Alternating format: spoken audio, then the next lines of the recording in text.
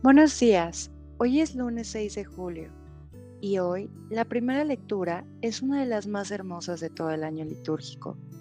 No es una lectura de juicio, no es una lectura de mandamientos, no es una lectura de profecía oscura, es una declaración de amor que viene de Oseas, el profeta al que Dios le pidió algo que ningún otro profeta recibió como misión: no predicar, no confrontar reyes, no anunciar castigos. Amar a una mujer que lo iba a abandonar, para entender lo que Dios siente por su pueblo. Vamos a las lecturas. Primera lectura del libro del profeta Oseas, capítulo 2. Esto dice el Señor: la voy a seducir, la voy a llevar al desierto y le voy a hablar al corazón.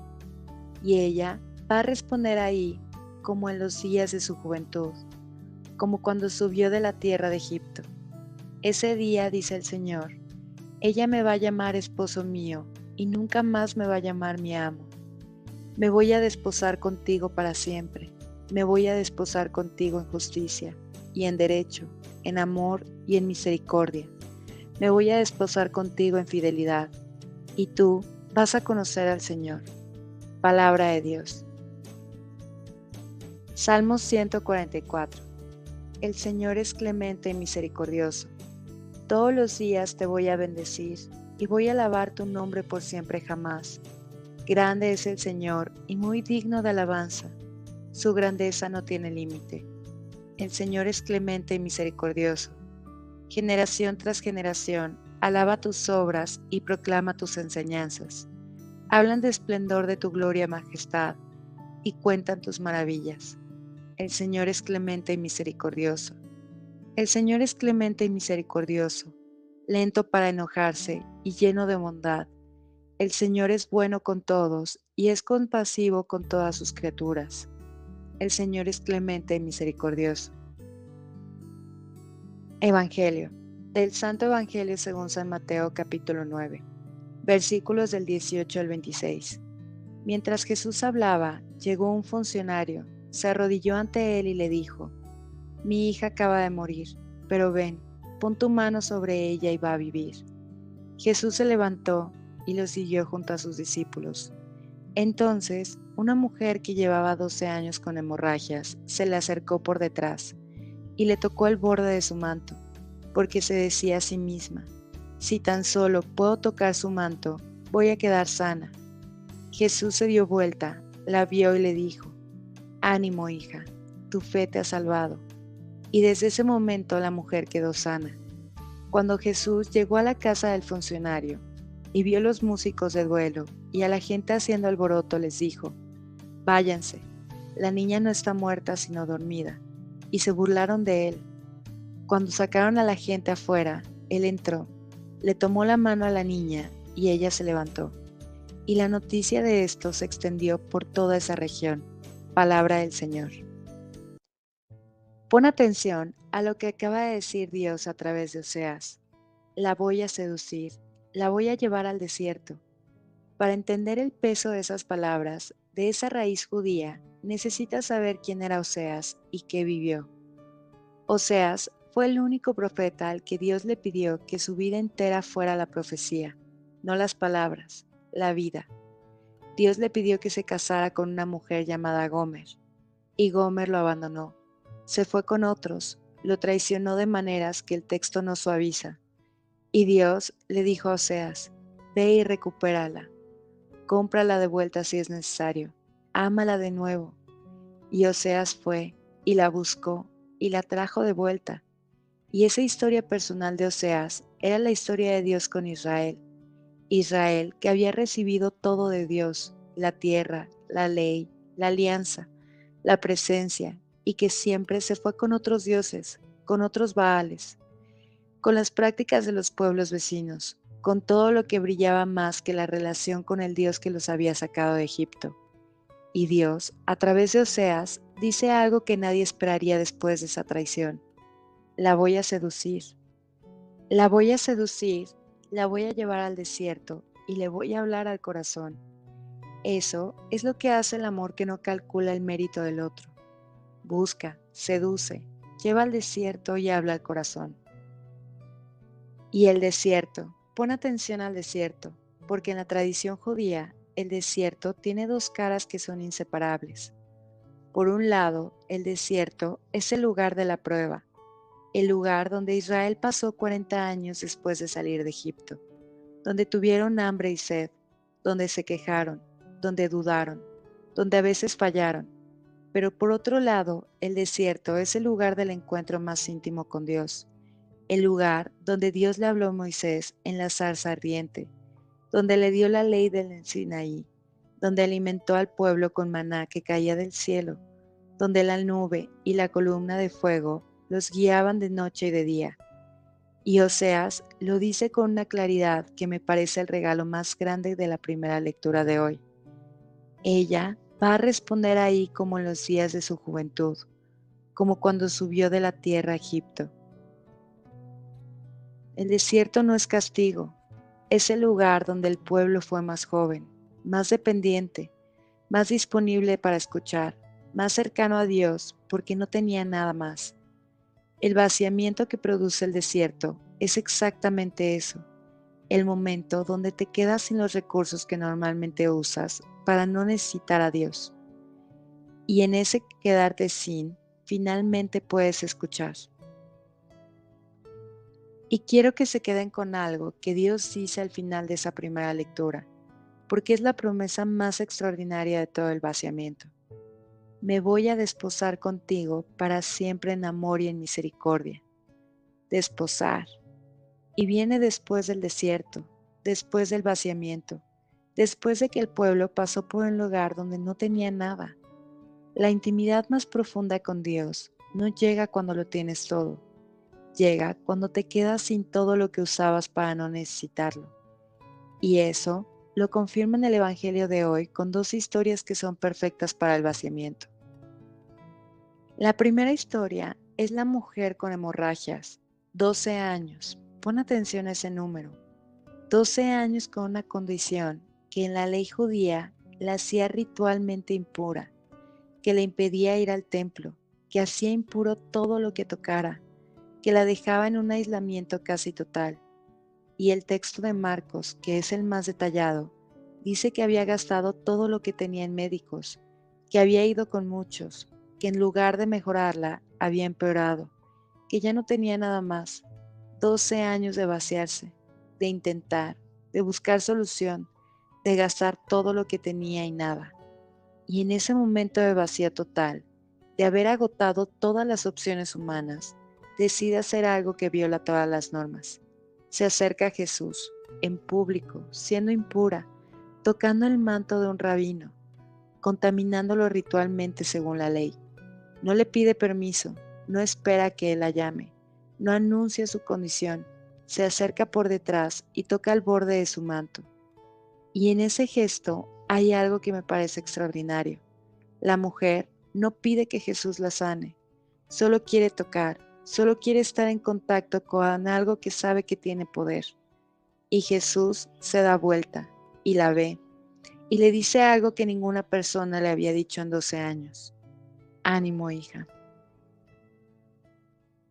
Hija, la llama hija, y desde ese momento quedó sana. El vaciamiento de 12 años la llevó al gesto más humilde y más valiente de toda su vida, y ese gesto fue suficiente para que todo cambiara.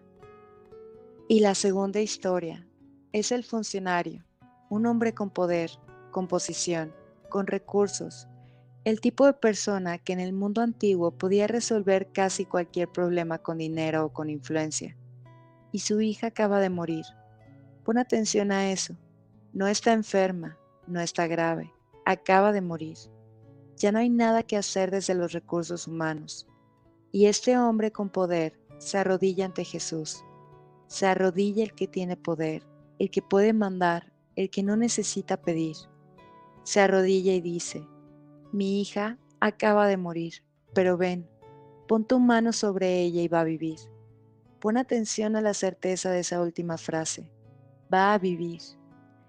El funcionario llegó al límite de lo que él podía hacer. Su hija estaba muerta. Ningún recurso propio podía resolver eso. Y desde ese vaciamiento total, desde ese punto donde el poder que tenía no alcanzaba, su certeza en Jesús fue perfecta.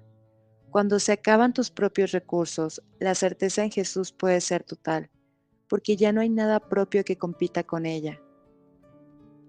Lo que pasa en la casa del funcionario tiene una capa de raíz judía que quiero que vean. Cuando Jesús llega a la casa, ya están los músicos de duelo. En la cultura judía del siglo I, cuando alguien moría, especialmente a alguien de clase media o alta, se contrataban plañideras profesionales, mujeres que lloraban y lamentaban, y flautistas que tocaban música de duelo. Era un ritual establecido, una manera formal de reconocer que la muerte había llegado y que no había nada más que hacer. Y Jesús llega y dice: váyanse, la niña no está muerta sino dormida. Y se burlaron de él. Pon atención, los que se burlaron eran los profesionales del duelo, los que tenían toda la experiencia del mundo en reconocer la muerte, los que habían visto morir a muchas personas y sabían perfectamente la diferencia entre el sueño y la muerte. Y tenían razón desde su perspectiva. La niña estaba muerta según todo lo que ellos podían ver y medir. Pero Jesús lo sacó, literalmente lo sacó de la habitación, y entró, y tomó la mano de la niña, y ella se levantó. Lo que parecía definitivo desde la perspectiva humana, no era definitivo desde la perspectiva de Jesús. Y para que Jesús pudiera actuar, tuvo que sacar primero a los que ya habían decidido que no había nada que hacer. Y quiero conectar las dos historias con el vaciamiento que trabajamos esta semana. La mujer con hemorragias llegó al límite después de 12 años de intentar resolver su problema con recursos propios. Cuando esos recursos se agotaron, el único movimiento que quedaba era hacia Jesús. El funcionario llegó al límite cuando su hija murió, cuando no había nada más que él pudiera hacer. El único movimiento que quedaba era arrodillarse ante Jesús. Los dos pasaron por el desierto de Oseas, el lugar donde se quedaron sin lo que usaban normalmente para no necesitar a Dios. Y en ese desierto, en ese punto de vacío genuino, la certeza fue posible de una manera que no habría sido posible antes. El vaciamiento no destruye la fe, la hace posible de una manera más profunda. Y hay algo que quiero decirles sobre el desierto que a veces cuesta escuchar. Dios no siempre espera que llegues al límite por accidente. A veces el desierto lo organiza Él. La primera lectura lo dice con una claridad que no deja lugar a dudas. La voy a llevar al desierto. Yo la voy a llevar. Y eso puede sonar aterrador, un Dios que organiza el vaciamiento. Pero Oseas lo dice en el mismo aliento que dice: la voy a seducir.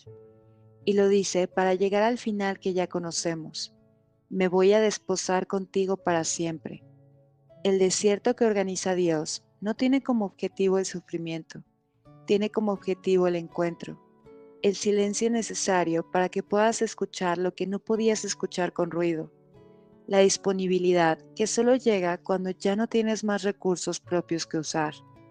Y cuando lo ves desde ahí, el desierto que estás viviendo ahora mismo cambia de significado. ¿Hay un área de tu vida donde sientes que estás agotando los recursos? ¿Donde llevas tiempo intentando y no llega la solución? ¿Donde el problema no se resuelve aunque hagas todo lo correcto?